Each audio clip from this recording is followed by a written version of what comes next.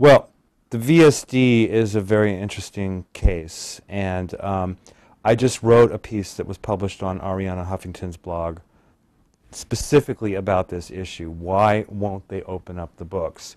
It is the tenet of any good science that you always make data available for replication, to let other people look at it and examine it, and basically check your homework, if you will. That has not been allowed to happen. The Geyers went through hell trying to get into the VSD. Once they finally got in, they were practically strip searched at the door. I mean, they had all their pencils and papers and made sure they had anything. Nothing comes in, nothing comes out. But once they actually sat down at the computer, there were a lot of malfunctions and the software wasn't working properly, and they really were not able to navigate the database as well as they would have liked to. But they did come up with some, and they did show in their research elevated risks, highly elevated risks for autism among children who got the most amount of mercury. Now, just like we need to replicate what the CDC came up with, which was no connection, we also need to try to replicate what the Geyers did. Any study needs to be replicated. And I think it's hugely important to get basically a third party in there, with no disrespect to the Geyers, but someone who would be acceptable to all sides.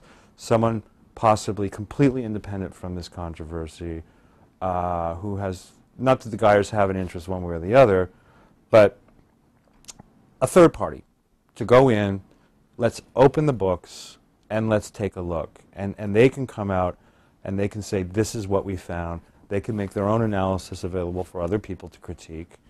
And let's see what they have to say. For all we know, they would come out and say, we looked, we could not find any associations.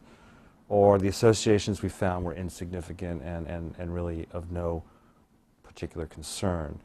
You do have to ask yourself, if the CDC, which they know what's in that data, if they knew that there was absolutely nothing there, don't you think that they would invite every scientist they could, have an open house, come on down, take a look?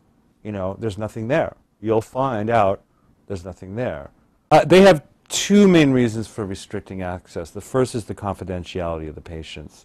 And a lot of people have really criticized that because it would be exceedingly difficult to identify these patients. Not impossible. You could find out what town they lived in, you could get their date of birth, and then you could see their medical service record. So let's say a 7-year-old girl broke her arm. You could go back and find, the date of birth, what town that, look on that date, how many girls were born in that town on that date, and then take those names and then cross-check it, who got a broken arm when they were 7 years old. And theoretically, you could figure out who that child was. But what researcher going in to look at data would even care what the name of the child was? I guess, they do have a point that, imagine if you were the parent of that child, and you might not want independent researchers going in to look at that data. The other reason they said is that it's proprietary information belonging to the HMOs that take part in the database. I don't really understand that argument very well either.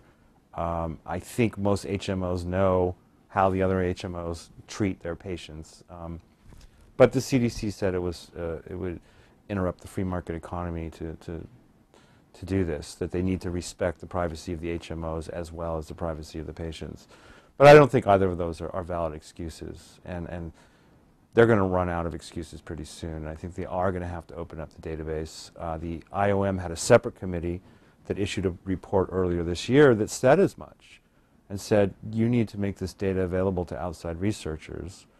And by the way, we suggest that the vaccine program staff seek legal counsel, because the original data sets constructed by Thomas Verstraeten, the first person to look at this, have gone missing.